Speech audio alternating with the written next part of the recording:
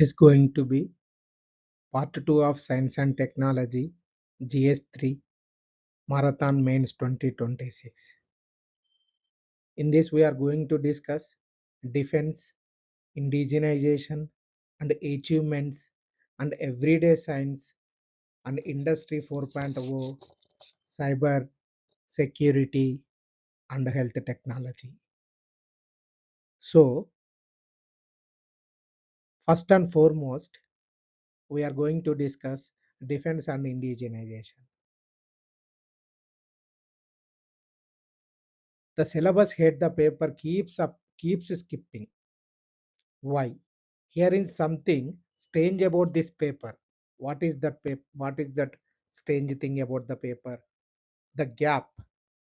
Defense technology has been asked exactly once, the S400 and back in 2021. Just once. And yet indigenization of technology is written right into the syllabus. And self-reliance in defense is one of the biggest national stories of our time.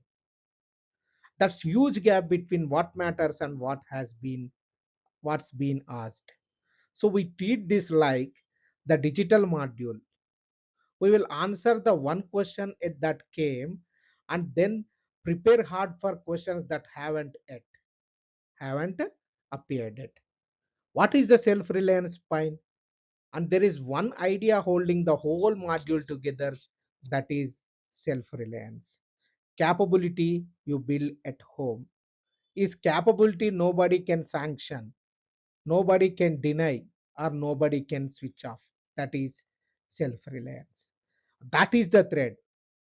In that two lenses today we are going to discuss, that is strategic autonomy and indigenization economy.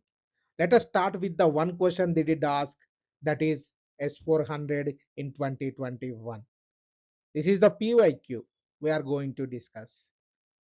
The question asks how the S400 is technically superior. This is the scene regarding the S400 and the layered air defense. The question asks how the S400 is technically superior.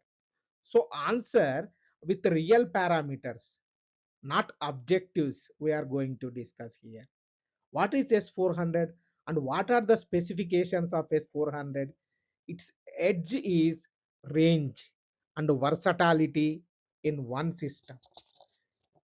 It carries 4 different missiles covering roughly 40, 120, 250, and 400 kilometers.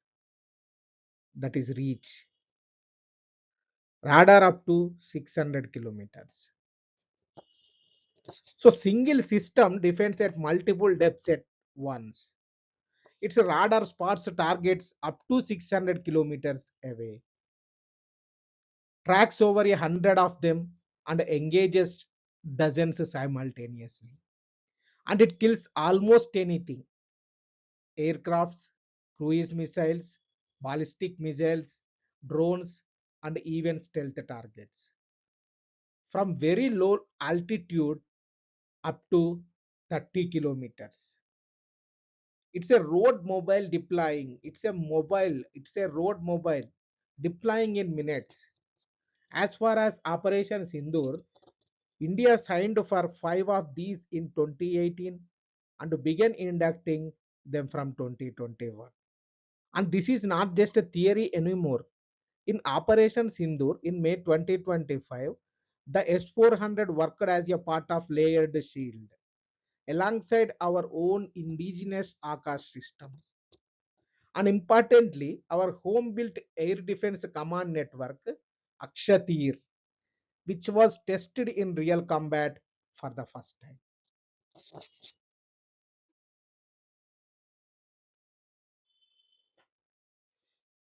So, where the paper is heading, self-reliance. So, India's own long-range system, that is Project Kusha, is being built to rival the S400 by the late 2020s. It is India's own system by late 2020s, that is Kusha. So this is all about S400. Then we are going to discuss Atmanirbhar in defense. This is the heart of this module. The self-reliance story, the paper keeps skipping. The transformation numbers here, frame it with numbers. India was for years the world's biggest arms importer. But our own defense production has climbed to about 1.78 lakh crore. And our defense exports have gone from under 700 crore a decade ago to a record 38,000 crore, reaching over 80 countries. So what is the policy here? What is the policy tools here? How did that happen? What are the tools?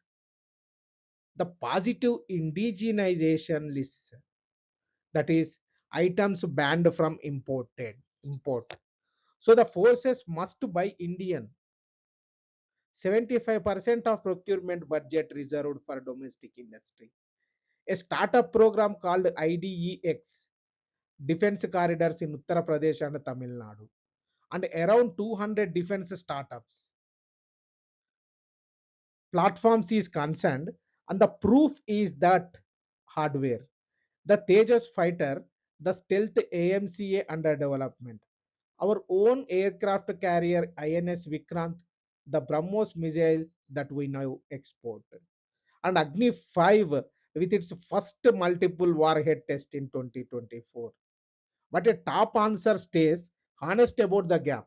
We still import our jet engines. Every Tejas engine is foreign. Plus advanced chips and electronic warfare systems. And we spend only about 6% of defense budget on research against 12 to 15% of the leaders like America, USA, and Russia, and China, etc. So, what is the verdict here? We have achieved self reliance in platforms, self reliance in the critical subsystems, in the unfinished task. So, we have achieved self reliance in platforms. Self reliance in the critical subsystems is unfinished task.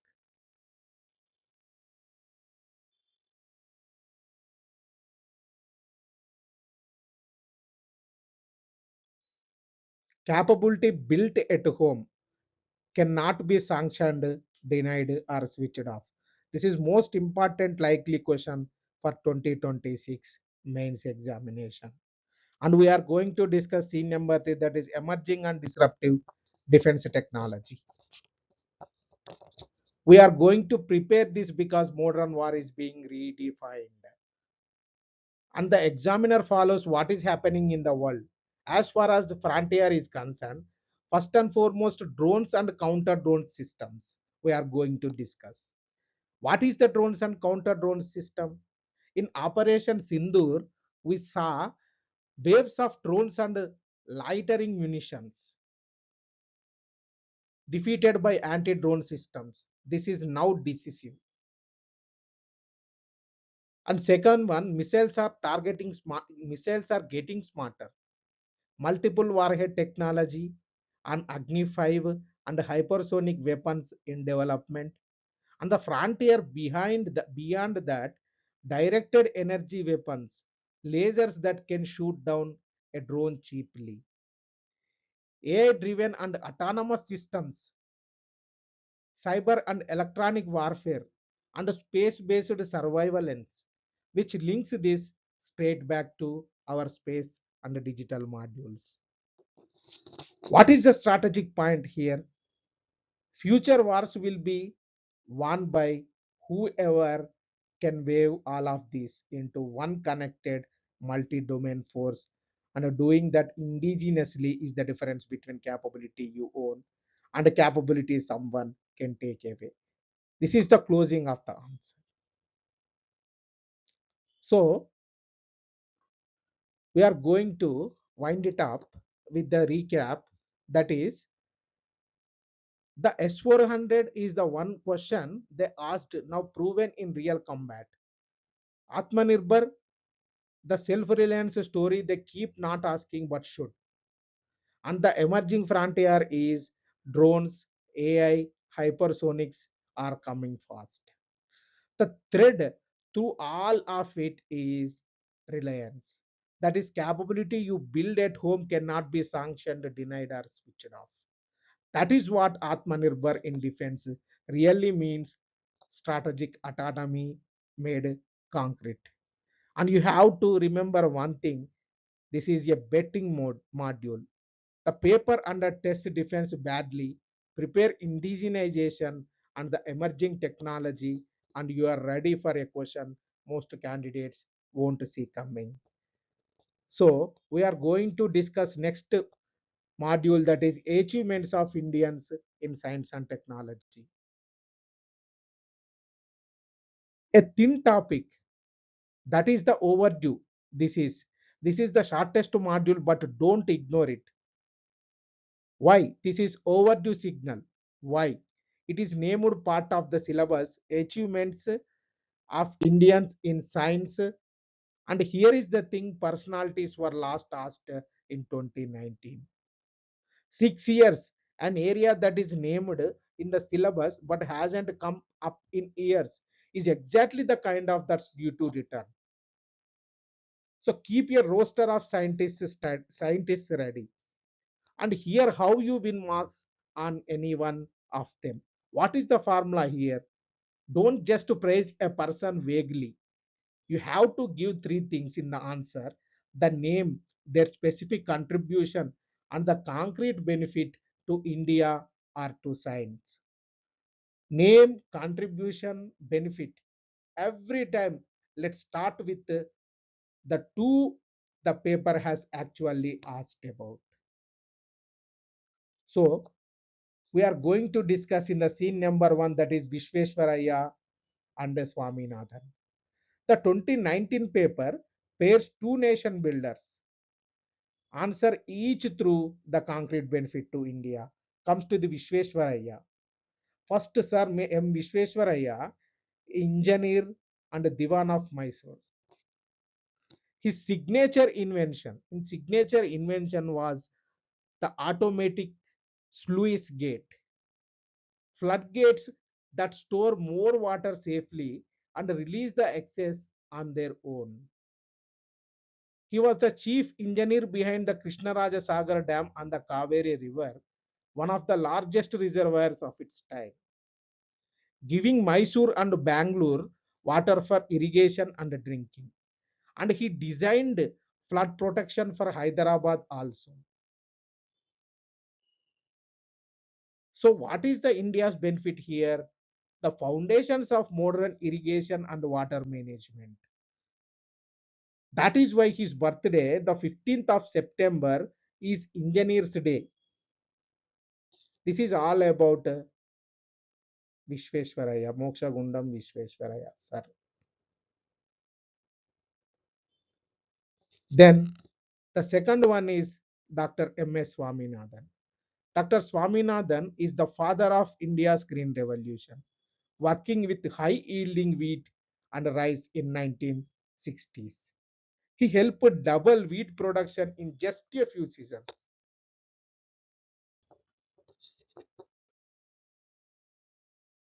and pulled India out of famine and food imports into self-sufficiency. India's benefit is the biggest of all, that is food security. He later evolved this into the idea of an evergreen revolution. Sustainable ecologically sound farming. And fresh point to make your answer, that is, currently Swaminathan passed away in 2023 and was awarded the Bharat Ratna in 2024, with 2025 being his birth centenary. That is why we are going to we have discussed this in this our marathon. Then next one is SN Bose and Bose-Einstein statistics. What is this? What is this? Explain the physics simply here. That is where the marks are. What is the Bose work? In 1924, Satyendra Nath Bose worked out a famous law of physics in a brand new way by treating particles of light as truly identical, indistinguishable, and counting them with a new kind of statistics. What is the statistics? He sent this paper to Einstein, who immediately saw its importance, translated it, got it published, and extended it further, giving us Bose-Einstein statistics. What is the revolution here? Here is why it revolutionized physics. Particles that obey these statistics were later named bosons in Bose's honor. And bosons have a special property. Unlike ordinary matter particles, they can all pile into the same state. The split, the entire particle world into bosons on one side and everything else on the other. It is a foundational rule of modern physics.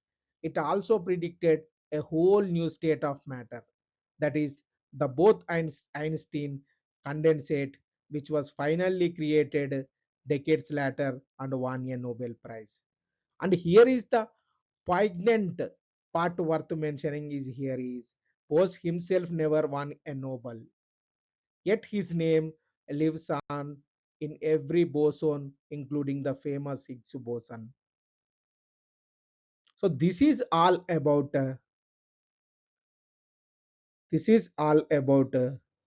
Bose, Satyendranath Bose, and boson. And next scene we are going to discuss is India's S&T pantheon, that is science and technology pantheon, a lineage, not isolated genius. Because this theme is due, keep a roster ready. Each scientist has a name, a contribution, and a benefit. So you can wrap them into any achievement of Indians answer. That is a name, contribution, and a benefit. What is the pantheon here? First and foremost, C.V. Raman. The Raman effect, India's first science Nobel in 1930. His discovery day, the 28th of February, is National Science Day.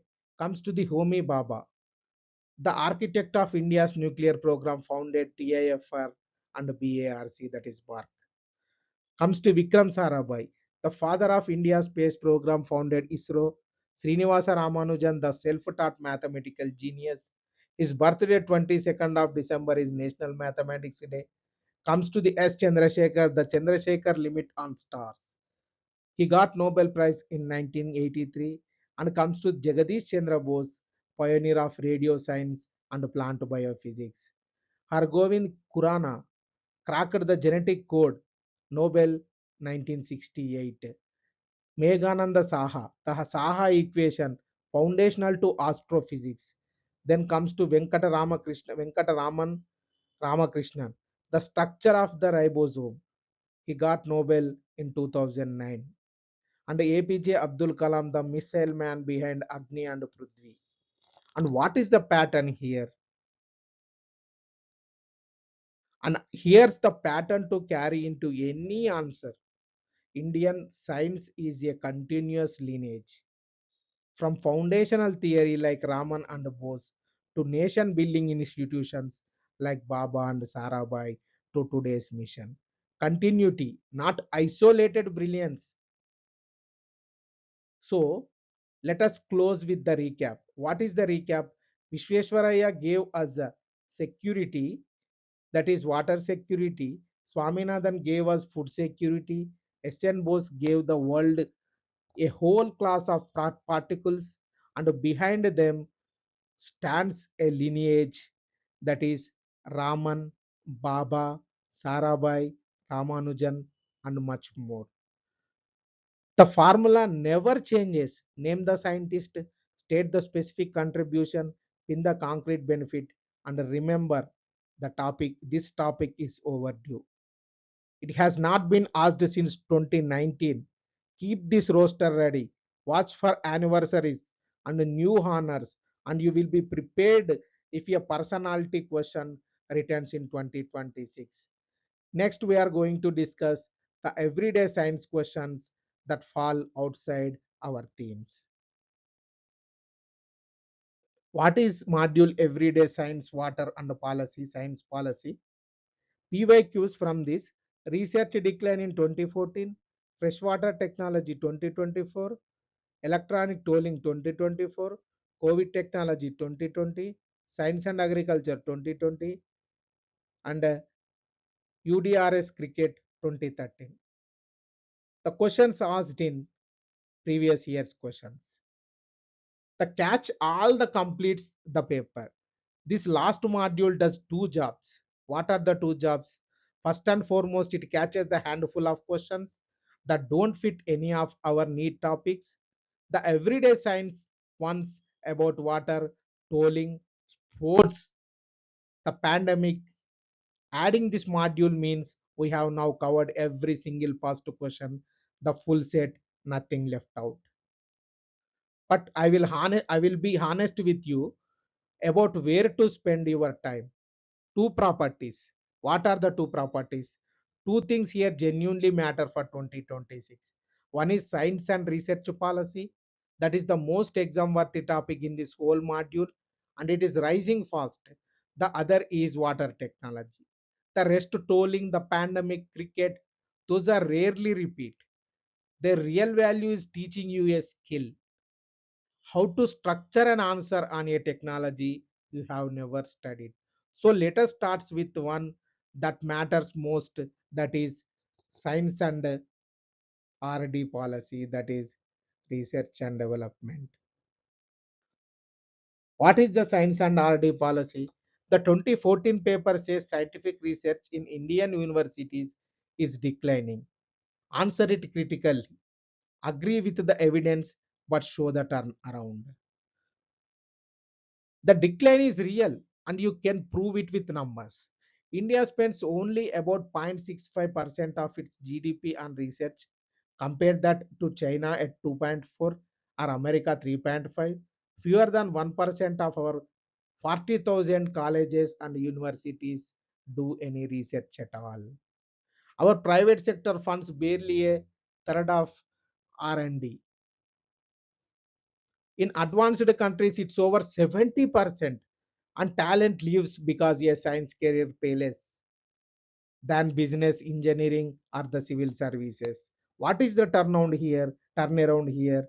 But a critical answer must show the correction. And this is the freshest content you own. That is centerpiece is the Anusandhan National Research Foundation. Anusandhan National Research Foundation set up in 2023 with a 50,000 crore corpus, deliberately designed to pull 70% of its money from private sources and to fund state universities, not just elite institutes. Alongside it is one nation, one subscription, 6,000 crore live since January 2025, giving thousands of institutions, even in small towns, access to global research journals. So the balanced verdict here is the decline was real, but the reversal is now underway. The unfinished task is rising, R&D spending toward 2% and getting private industry to fund research. This is expand to 0.65%. Then Anusandhan National Research Foundation. This is 50,000 crores. January 2025, one nation, one subscription live, and this is the underway. Then we are moving to water technology. The 2024 paper asks for three technologies to solve the freshwater crisis, each with its merits and demerits. So give three clean contrasting ones. Three water technologies. First one, desalinization. Desalination. What is desalination? Removing salt from seawater. What is the merit here? And almost unlimited. Drought proof, source for coastal cities. What is the demerit? It is energy hungry and expensive, and the leftover brine dumped back in the sea harms marine life, and it only helps the coast. Chennai runs plants like this. And comes to the second one, that is wastewater recycling, treating sewage for reuse. It is merit. It cuts freshwater demand and cleans polluted rivers at the same time. It demerits public reluctance, the toilet to tap fear, and the cost of good treatment. Third one, atmospheric water generation, pulling drinking water straight out of humid air. Its merit fully decentralized, needs no source of water. What is the demerit here is it's energy hungry and gives very little in dry climates. So close by placing these against India's water push, like the Jal Jeevan mission and aquifer recharger. So technology is one arm of water security, not a magic bullet. So this is we are going to discuss in this answer writing session, that is three technologies each with a catch. So then we are moving to next scene, that is everyday and applied technology, the answer in general. These last questions rarely repeat word for word. Their value is teaching you to attack an unfamiliar technology. So treat each as a quick word example. Comes to the electronic tolling. The live one is electronic tolling from 2024. Do this one properly. The current system is fast tag, an RFID sticker on your windscreen that a reader scans can to detect the toll. Its limits what you still slow down at the plaza and you pay a flat rate whatever the distance. The proposed fix comes into two steps. First, barrierless tolling. Cameras read your number plate as you drive through, no stopping. Then full satellite based tolling, that is your vehicle carries a device that tracks distance by satellite and bills you per kilometer with the toll booths removed entirely. That is the targeted for the end of 2026. And the hazard, the questions specifically asks about privacy. Satellite tolling means the government can track every vehicle's movement. That surveillance versus convenience trade off is the mark. That is the thing here. And the other three more quickly, that is science in everyday life. That is the framing is that science is invisible infrastructure. The vaccine, the mobile network, the weather forecast, the high yield seed in the field, technology in the pandemic, think contact tracing and vaccination apps, telemedicine, drones, AI for diagnosis, that once dating, so carry the category, not the COVID detail. And the cricket review system, pure sensor technology, ball tracking, edge detection audio, ball tracking, edge detection audio, and thermal imaging. The silicon tape trick simply muffled the heat of an edge, so the thermal camera saw nothing. Low chance of repeating, but a perfect drill in explaining a system cleanly. So let's close this module with the science policy recap. Science policy decline, real reversal underway. Comes to the water technology, three technologies, merits and demerits, and a drill in tackling any everyday technology you have not seen. Where to spend time? Remember the priority, science and research policy and water technology genuinely matter for 2026. These rests are skill drills. Practice taking any technology and building a structured answer. What is, how it works, what India is doing, and why it matters. First of all, what it is, how it works, what India is doing, and why it matters. That completes the nine core modules, every past question, previous, retired. And next we are going to the three forward risk bets, that is industry 4.0, cyber security, and health technology. That is we are going to discuss industry 4.0.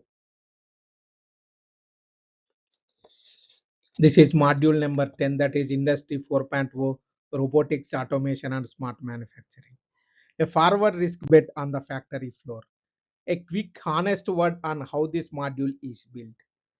There is no past SNT question on Industry 4.0 as a whole theme. Only fragments, robots for prohibitive labor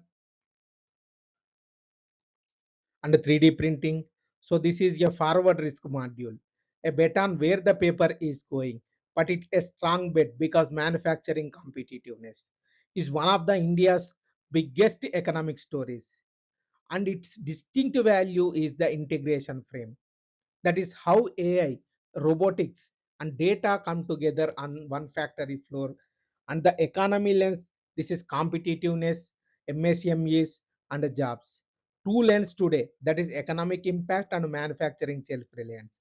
Let's start with the what Industry 4.0 even means. What is Industry 4.0? Fourth industrial revolution, four industrial revolutions in one breath. Steam was the first, electricity and mass production.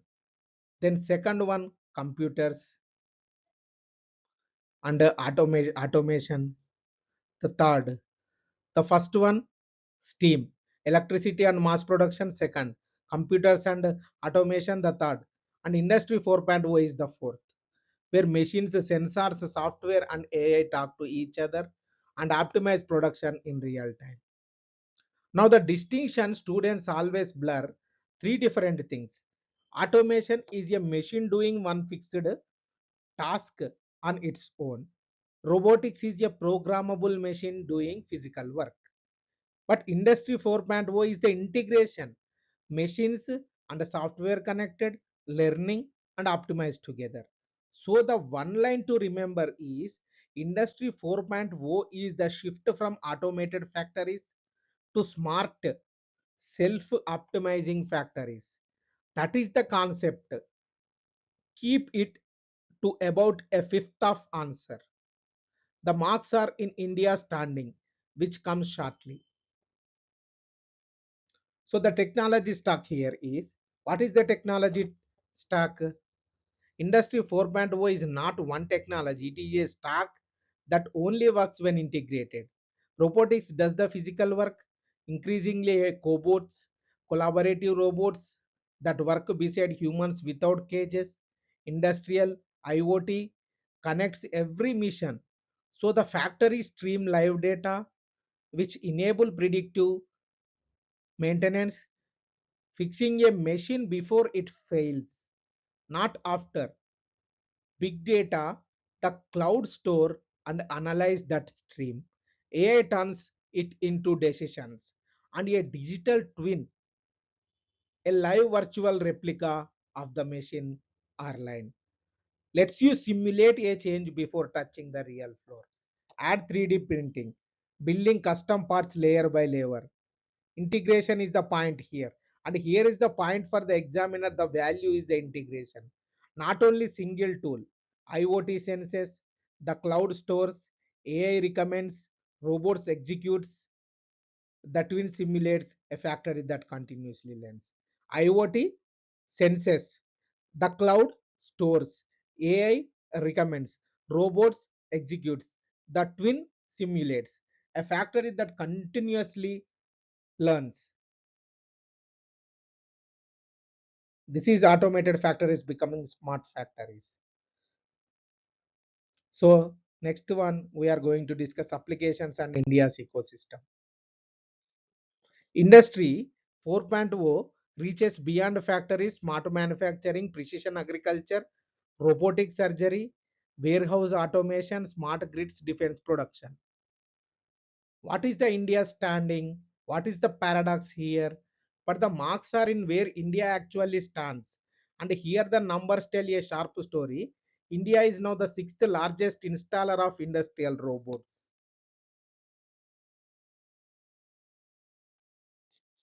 Around 9,000 units a year. Yet its robot density is far below Korea or China. About 12 robots per 10,000 workers against Korea's several hundred. And the gap is the exam point here is fast growth on a low base means enormous automation headroom. Now name the scheme most students miss here is Samarth Udyog Bharat 4.0, the heavy industries ministries Industry 4.0 program with the demonstration centers that handhold industry, especially MSMEs. The manufacturing push and frame it inside the bigger push that is PLI scheme, nearly 2 lakh crore across 14 sectors. Make in India rising manufacturing toward 25% of GDP. PM Gati Shakti and National Logistics Policy cutting logistics cost. With India AI and the semiconductor mission as the digital foundation. So the socio-economic close here is Industry 4.0 is how India integrates into global value chains and moves from low cost to high value manufacturing.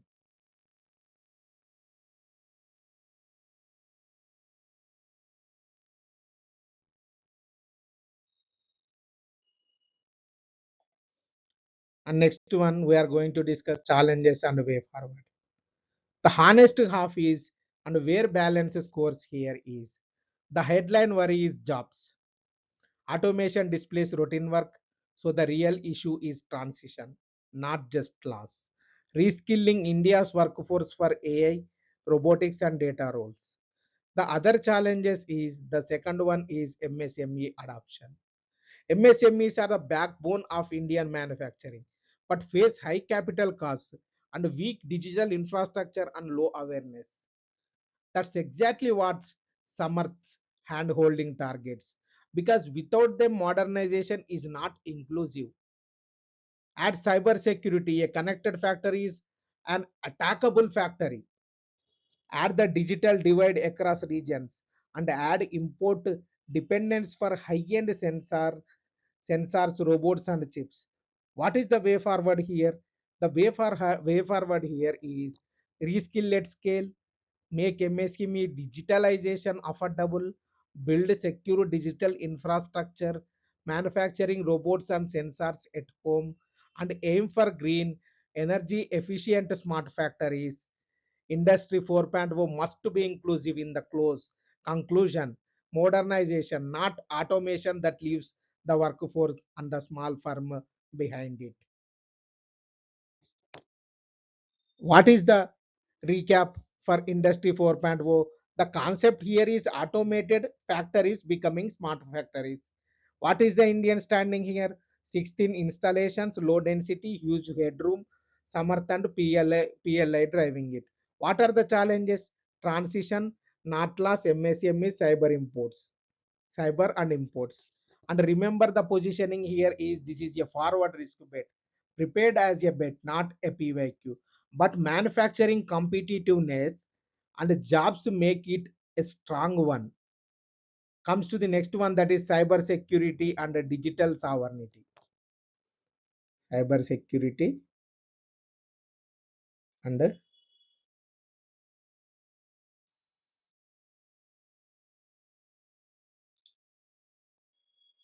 digital sovereignty.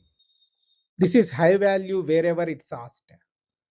One honest note before we start. In the S&T portion, science and technology portion of GS3, cyber security has never been a direct question. Never been a direct question. It usually lives under internal security. So for this marathon, it is a forward risk bet, but but it is a strong one because the content pulls double duty.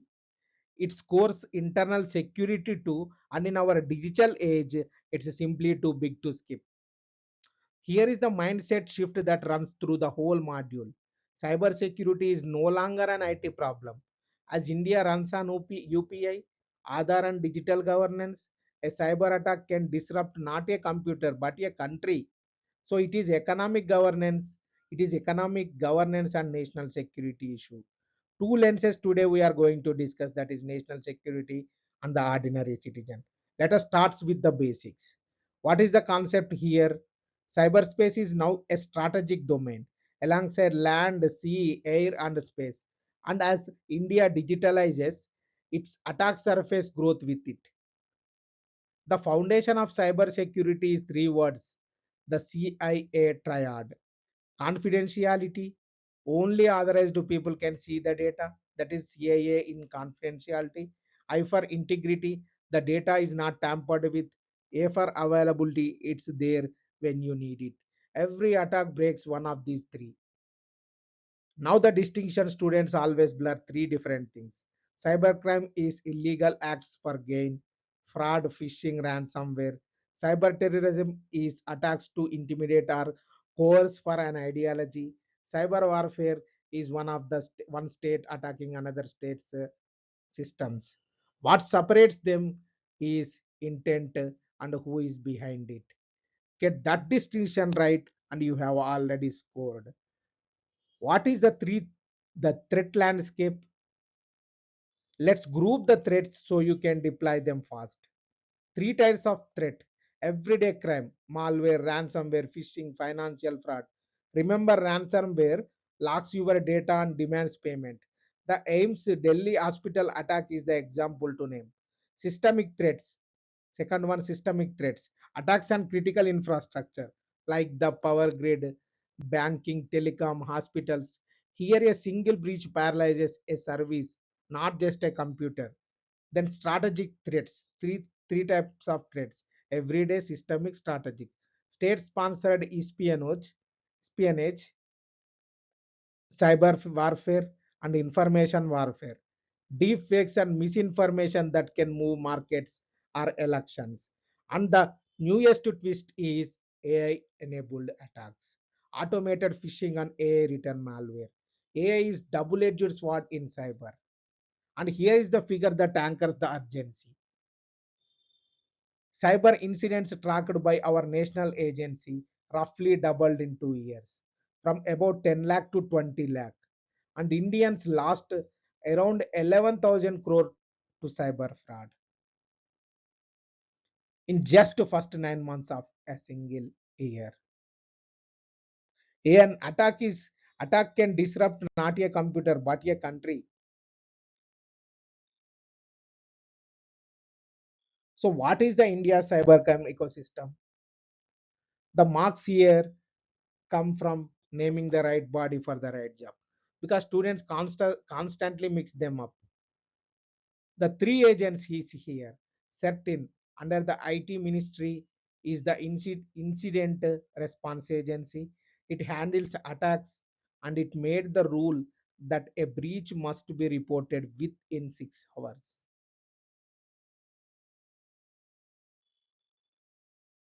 I4C under the home ministry is the cybercrime agency. It runs the national reporting portal and the 1930 fraud helpline, which has already saved over 8,000 crore rupees. And NCIIPC protects critical information infrastructure. Three different ministries, three different ministries, three different jobs. Keep them straight. Now the last comes to the last. The old IT Act of 2000, the Data Protection Act of 2023, now taking place in phases.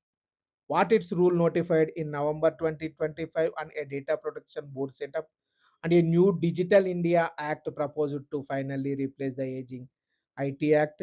One honest gap to flag here is, and it's an exam point, India still runs on a cyber security policy from 2013. India still runs on a cyber security policy from 2013. A new national strategy has been promised for years and still isn't, isn't here. What is the challenges and the way forward? Digital sovereignty.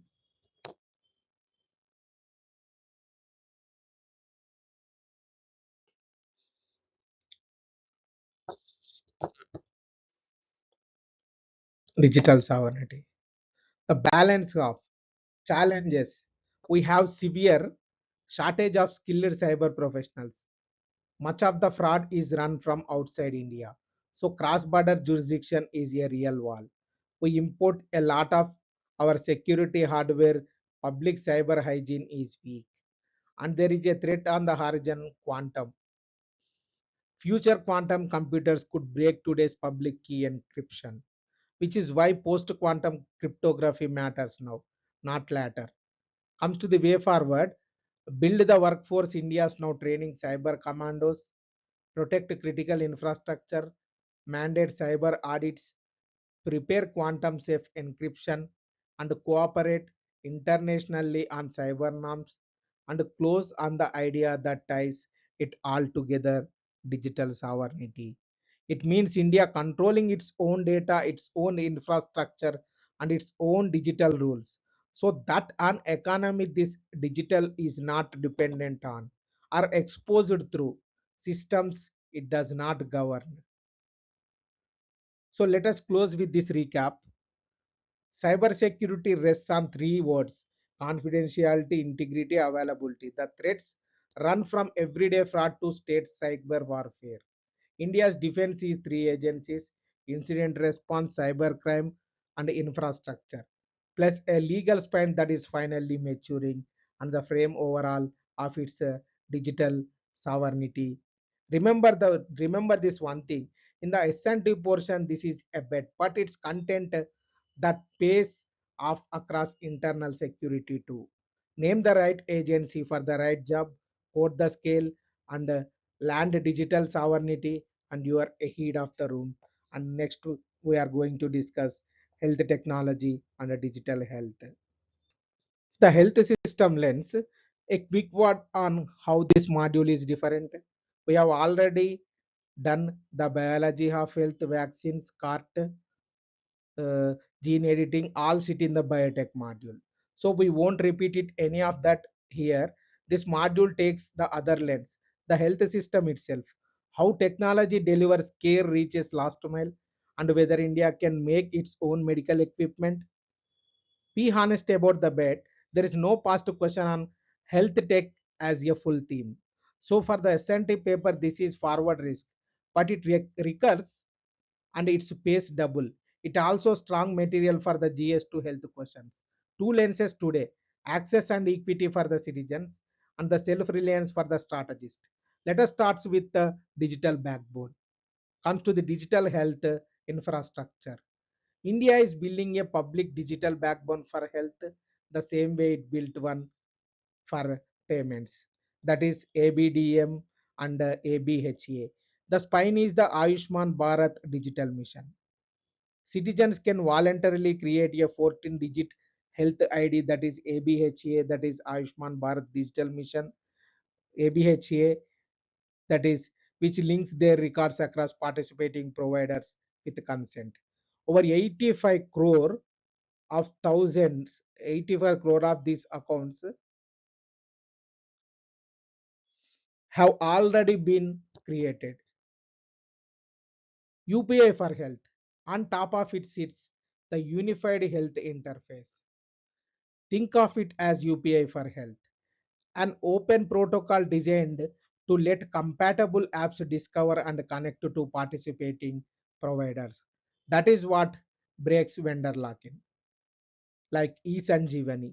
And the delivery arm is eSanjeevani, the world's largest government telemedicine service. Over 43 crore teleconsultations connecting a village health center to a distant specialist. And notice here, it especially reaches women who face greater barriers to specialist access. The frame to land. What is the frame to land? This is digital public infrastructure applied to health. The UPI and Aadhaar model pushing care to the last mile. This is UHI open protocol. This is UPI for health. And we are going to discuss next scene, that is medical devices and self-reliance. Now the hard power of this is the one of the most students miss, the import problem. India imports the majority of its medical devices, high-end diagnostics, imaging machines, implants. Roughly 70 to 80% comes from abroad. That's both an economic drain and a strategic vulnerability. And the pandemic exposed it. National Medical Device Policy 2023. The answer is the National Medical Device Policy of 2023.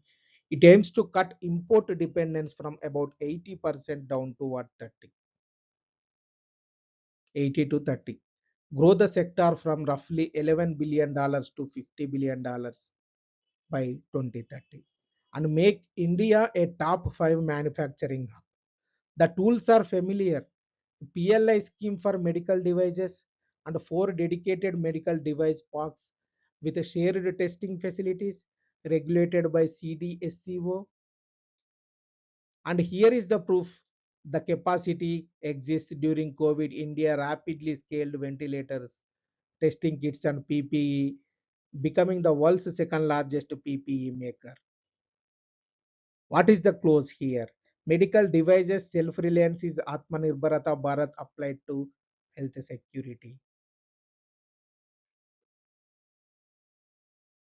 Then, next scene is AI, frontier technology, and health security. This is the scene that links to module the rest of the marathon. AI and drones. AI diagnostics are already live at a population scale. AI screening for TB and for diabetic retinopathy helps non-specialist workers flag high-risk cases for referral where there is no specialist. Supporting, not replacing, clinical judgment. And drones have been piloted to fly vaccines and blood to remote and hill areas.